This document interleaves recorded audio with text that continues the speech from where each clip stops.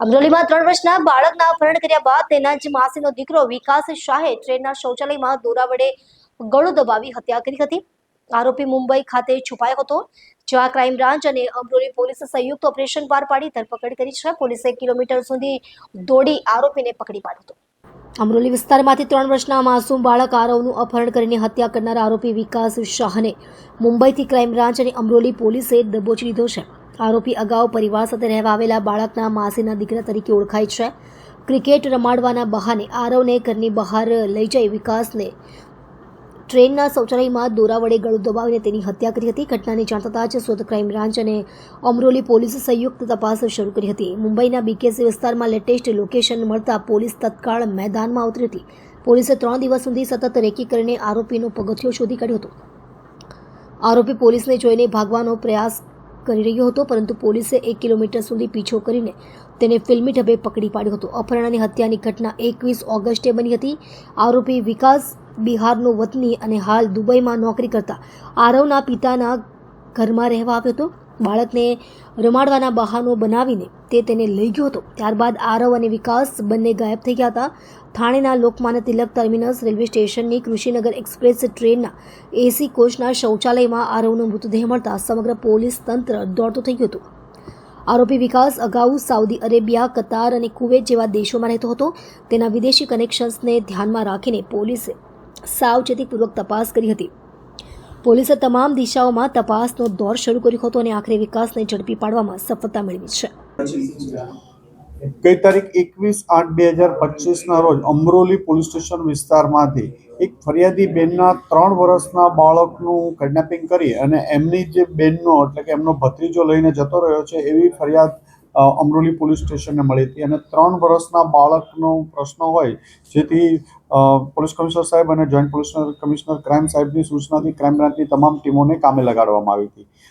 ફરિયાદી બેનનો ફોન લઈને પણ આરોપી જતો રહેલો હતો, પણ ફોન એને સ્વિચ ઓફ અહીંથી જ કરી દીધેલો.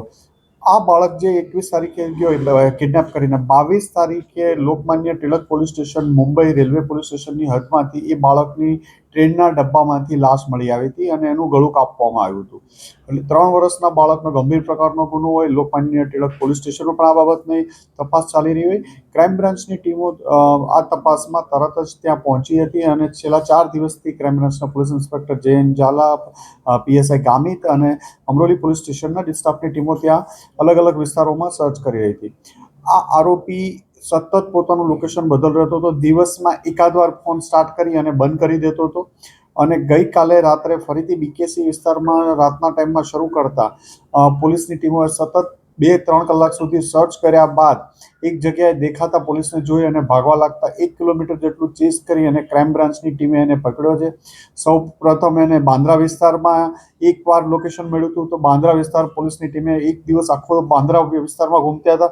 બીજે દિવસે કુલ્લા વિસ્તારમાં એકવાર ફોન કરી ચાલુ કરીને બંધ કરી દીધું હતું, તો પોલીસની ટીમે આખો દિવસ કુલ્લા વિસ્તારમાં ત્યાંથી લોકલ માણસો પાસેથી સ્કૂટર, સાયકલ, રિક્ષા આ બધું અલગ અલગ રીતે સર્વેલન્સમાં બેસીને સર્વેલન્સ કરતા હતા. ચાલીને રેલવેના પ્લેટફોર્મો, બંધ ડબ્બાઓ, કમ્પાર્ટમેન્ટ, એમ ક્રાઇમ બ્રાન્ચ અને અમરોલી પોલીસની ટીમે 3 દિવસમાં રાત દિવસ જોયા વગર સતત મહેનત બાદ કાલ રાતે આને પકડવામાં આવ્યો છે.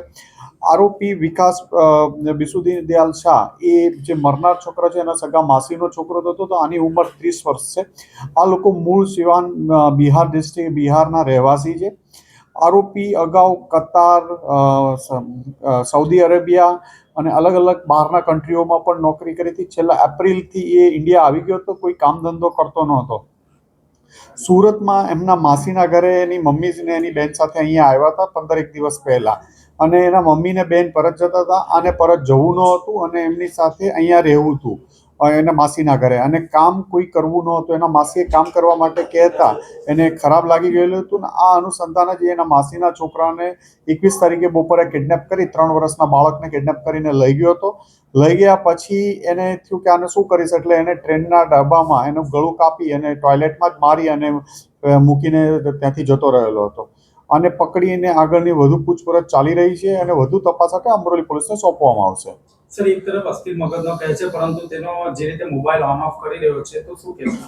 અસ્થિર મગજનું હોવાનું કોઈ અમારી પાસે રેકોર્ડ હજી સુધી મળી નથી આવ્યું. એ બંને 2-3 વાર ફોરેન કન્ટ્રીમાં અલગ અલગ જગ્યા ઉપર નોકરી કરી ચૂક્યો છે અને એનું એક શાતિર માણસ હોય એ રીતનું બિહેવિયર હતું અને એવું કોઈ જ એના ઓલા ઉપરથી લાગતું નથી કે અસ્થિર મગજનો હોય. સર હત્યા કઈ રીતે કરી, ક્યાં કરી?